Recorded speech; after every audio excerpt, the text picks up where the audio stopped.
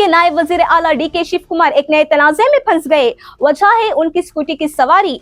5 अगस्त को डी.के. शिवकुमार ने social media platform x पर एक वीडियो पोस्ट की।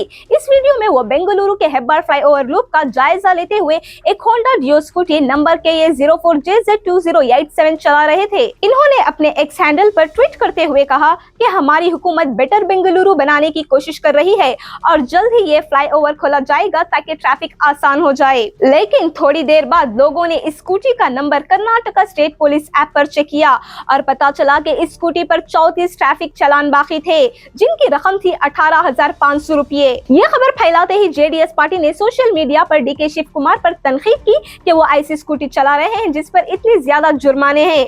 बाद में पता चला कि वो स्कूटी पार्टी के एक वर्कर की थी। जैसे ही ये मामला सामने आया, वो वर्कर पुलिस स्टेशन गए और तमाम जुर्माने अदा कर दिए।